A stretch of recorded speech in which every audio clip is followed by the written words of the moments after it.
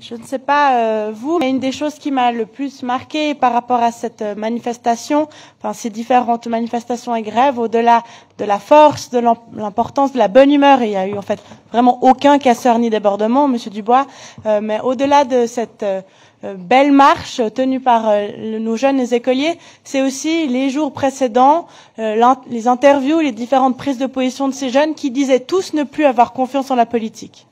Tous, systématiquement. Et je ne sais pas vous, ici, assis dans ce Parlement, mais moi, je n'en suis pas très fière. Et ils ont raison.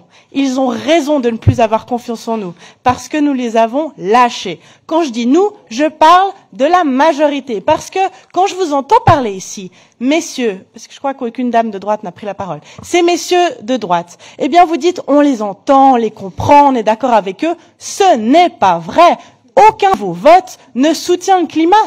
Aucun ici, au Grand Conseil, je n'en ai aucune expérience à ce sujet-là.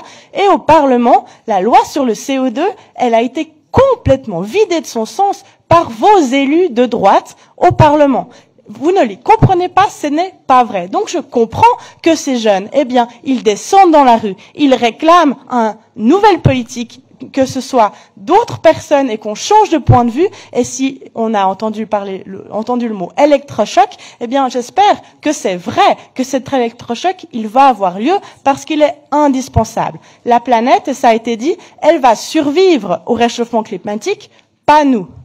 Mais notre Parlement, que certains jeunes ont traité de vieux irresponsables, et je les comprends, eh bien, ce Parlement, c'est principalement des gens qui ne vont pas devoir assumer ce réchauffement climatique. Ce sont les jeunes qui étaient dans la rue vendredi qui vont devoir le faire. En 2050, ils auront 60 ans, 50 ans, 40 ans pour certains.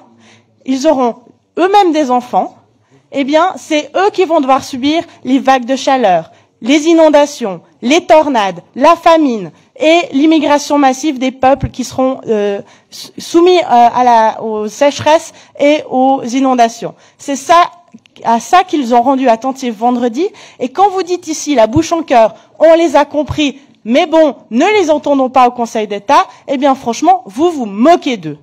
Et ici, au Parlement, j'aimerais que on les entende pour de vrai, que au lieu de dire on fasse, et que non seulement on accepte la résolution Mahin telle qu'elle est, mais aussi que ce plan climat soit un plan ambitieux, soutenu par la majorité de ce Parlement, et puis que quand vous dresserez vos listes pour le Conseil national, ou quand vous voterez vous-même, eh bien vous choisirez des candidats qui vont véritablement mettre le climat et la survie de l'espèce humaine sur cette planète, parce que c'est de ça qu'on parle, au cœur des objectifs de cette élection.